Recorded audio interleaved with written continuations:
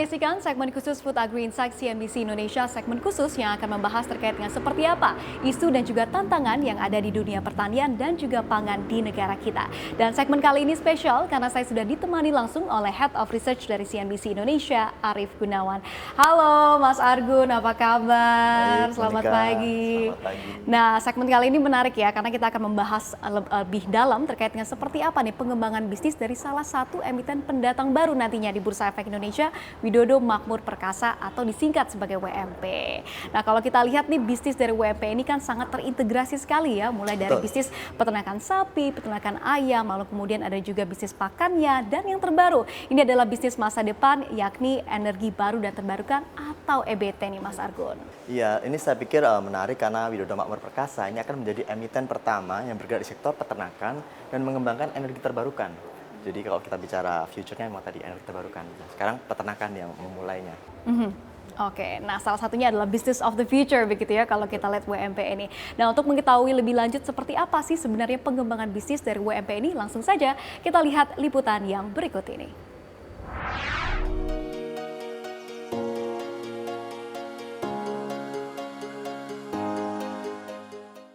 Sebagai sumber protein hewani utama, permintaan daging sapi dan unggas di Indonesia menunjukkan tren positif.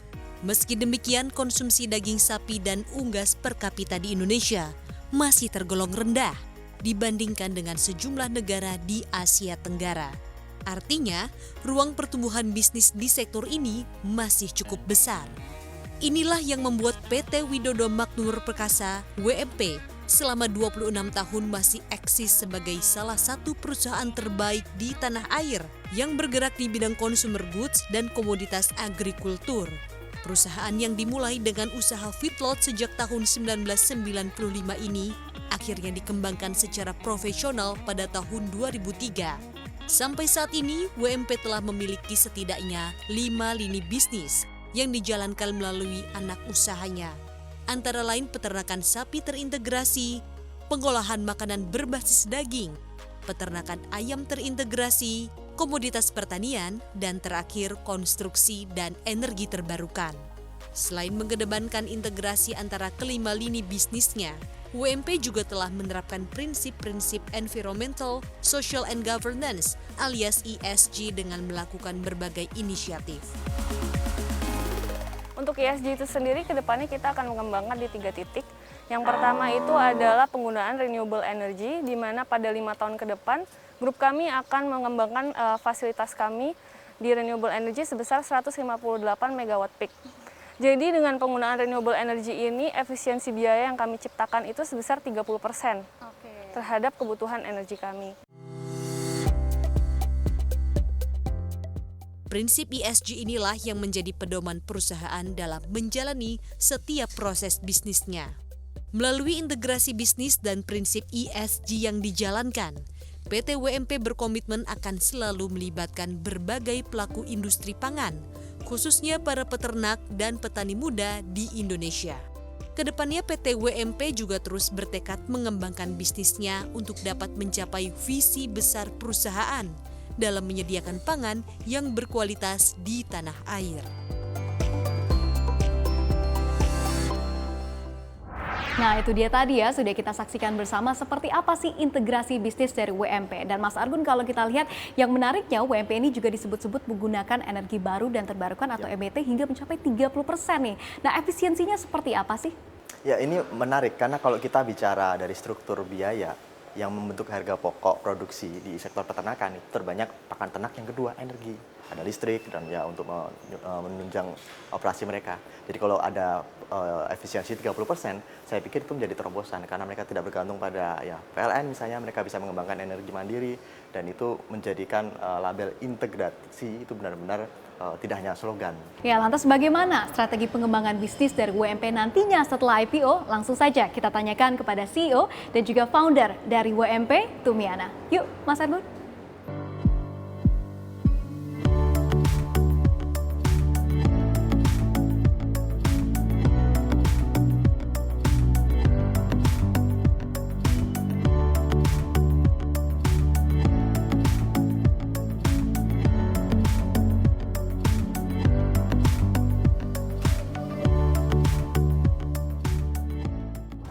Dan sebelumnya kami informasikan bahwa tayangan ini sudah menerapkan protokol kesehatan dengan melakukan tes swab antigen sebelum wawancara ini dimulai.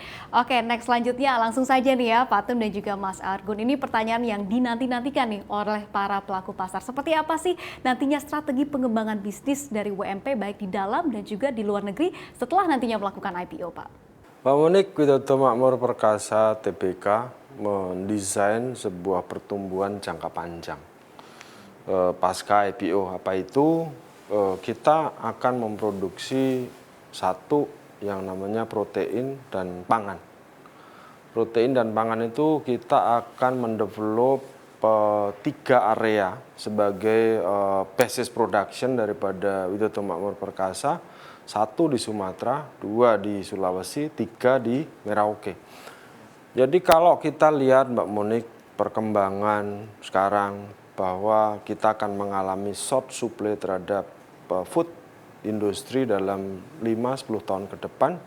Disitulah Widodo Makmur akan men-spend capex besarannya 10,8 triliun dalam durasi 5 tahun ke depan untuk meningkatkan basis produksi. Sehingga paling tidak kita bisa ikutan terhadap national market share yang saat ini di sektor protein, kita khususnya di beef sektor, kita sudah menduduki 17% market share nasional. Dalam durasi 5 tahun ke depan kita pengen di angka 27.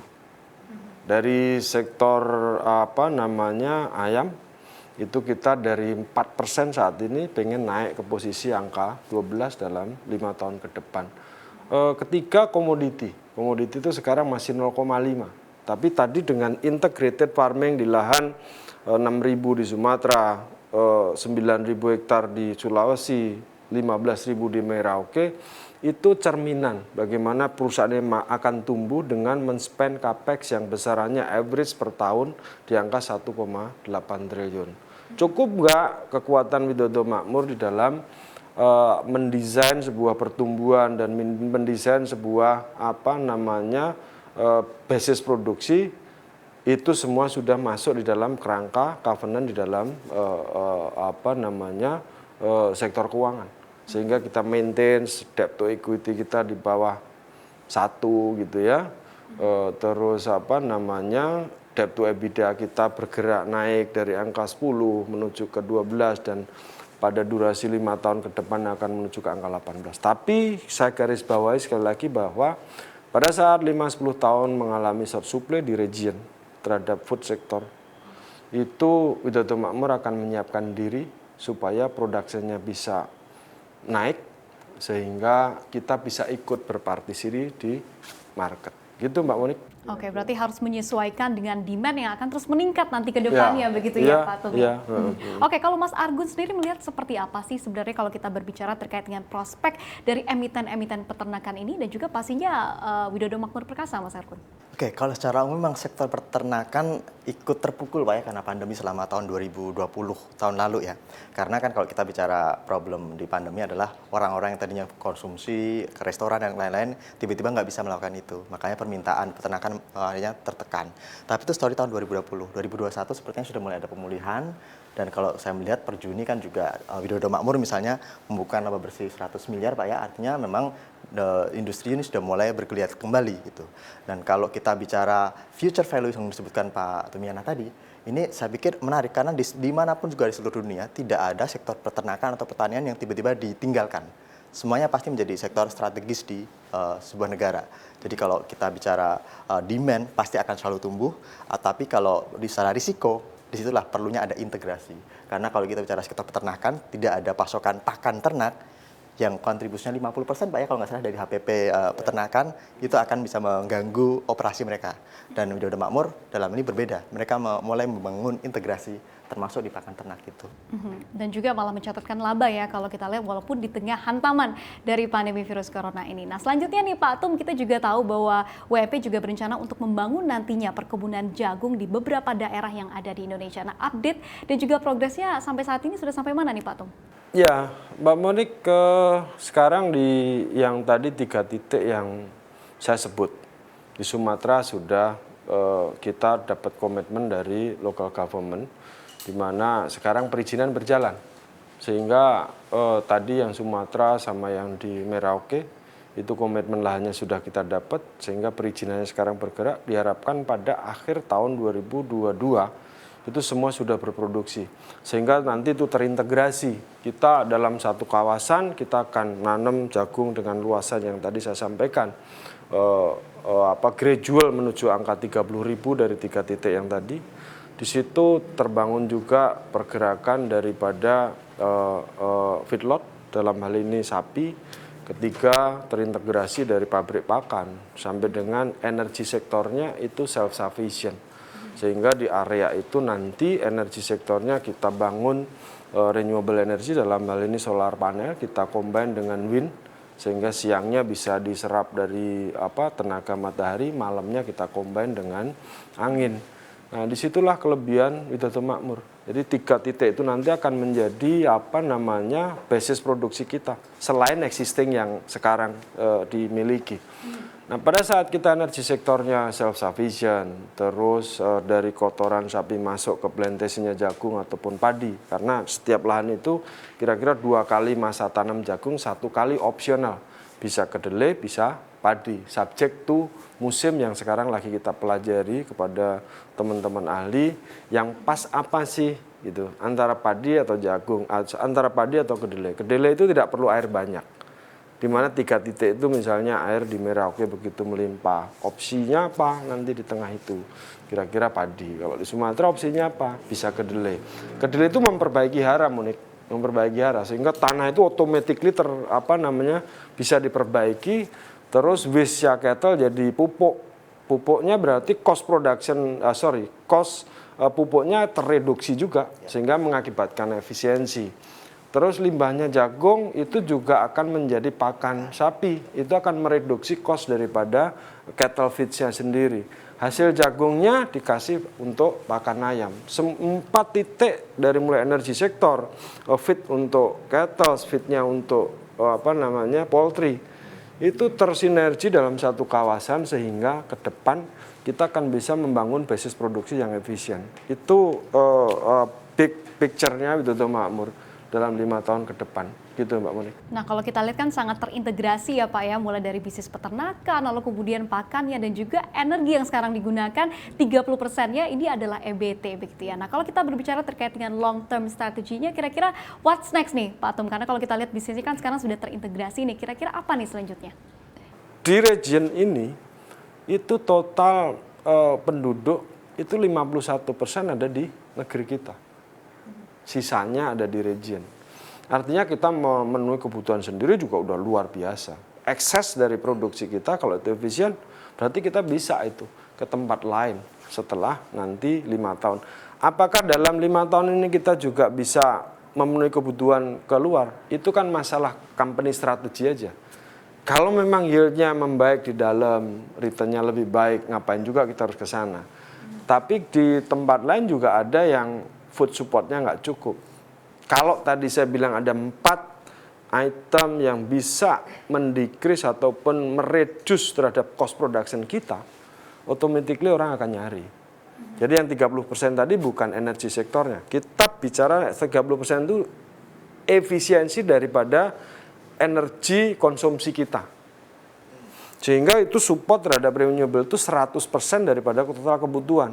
Yang kita install misalnya solar panel, itu 100% dari kebutuhan bisa mensupport 51% daripada total kebutuhannya. Berapa cost reduction-nya? 30. Berapa besar Widodo Makmur akan membangun dalam 5 tahun ke depan? Dengan planning kita, itu kita akan bangun solar panel sebesar 158 megawatt. Besar itu Mbak, untuk ukuran itu. Selanjutnya nih, Mas Argun, kalau tadi kita sudah berbicara terkait dengan seperti apa nih prospek dari emiten-emiten peternakan ini, tapi kalau dari segi minat investornya sendiri terhadap emiten-emiten peternakan dan juga pastinya agro, ini kira-kira seperti apa nih Mas Argun? Saya pikir investor sekarang juga tadi sudah melihat profil perusahaan tersebut. Dan sekarang kalau kita bicara soal tren ESG investment, tadi investasi yang berbasis good corporate governance, kemudian green concept, ya Widodo Makmur ada di situ. Dan saya pikir ini akan menjadi peluang bagi investor untuk mencari. Kalau mereka kan sekarang mencari nih, mana nih saham-saham yang ESG-nya kuat. Nah, Widodo Makmur akan memberikan supply di situ, tambahan di bursa kita. Dan saya pikir saat ini menurut catatan kami di tim CNBC Indonesia Pak, Widodo Makmur Perkasa ini satu-satunya emiten bergerak di sektor peternakan yang terintegrasi sampai pakan dan juga menggarap renewable energy. Ini tidak ada di emiten lain menggarap renewable energy sebesar dengan porsi energi ya, seperti yang dilakukan oleh Widodo Makmur. Dan kalau tadi diekspansikan secara berkesinambungan, saya pikir dampaknya akan sangat berantai. Karena kalau kita bicara ESG konsep kan kadang ada yang add-on nih Pak, jadi CSR dikeluarin ke masyarakat. Tapi kalau ini inherent, bahkan operasinya saja sudah green gitu. Ini yang menarik untuk kasusnya atau ceritanya Widodo Makmur Perkasa. Menarik sekali dan juga pastinya yang pertama ya yang ada di Indonesia yang menggunakan renewable energy atau EBT. Nah selanjutnya kan tadi kita juga sudah dengar ya seperti apa strategi-strategi pengembangan dari WMP dalam 5 tahun ke depan. Dan juga kalau kita lihat capex yang dibutuhkan ini juga tidak sedikit ya. Tadi Pak Atom sudah share juga sedikit 10,8 triliun rupiah untuk 5 tahun ke depan begitu ya Pak Atom. Nah untuk sumber pendanaannya sendiri ini dari mana nih Pak Atom? Kombinasi Mbak Monik. Jadi kalau sekarang itu insya Allah dalam minggu depan kita bisa listing sesuai dengan jadwal. Itu salah satu cara kita mencari sumber uang. Sekaligus memperbaiki ataupun meningkatkan balance sheet capacity. Pada saat balance sheet capacity masuk cukup, ini namanya source of fund itu bisa dari mana saja. Sekarang kalau energi sektor ataupun kita melakukan ESG di dalam bisnis proses kita, itu funding support tuh dari mana-mana ngejar. Dan policy government kan Mbak Monik bisa, Mas Arief bisa, nanti kalau saya salah tolong dibenerin. Orang yang melakukan renewable energy itu sekarang funding support equity to debt-nya 15,85 benar Mas Arief? 15,85. Itu artinya apa? Bahwa itu adalah government policy yang didorong kepada semua orang yang melakukan proses itu untuk bisa dapat added value daripada government policy. 1, 2. Semua lender dari baik itu dari Eropa, mungkin dari Mas Arief nanti tolong dibenerin, dari Uni Emirat, semua pengen lending itu dan itu sudah saya tangkap.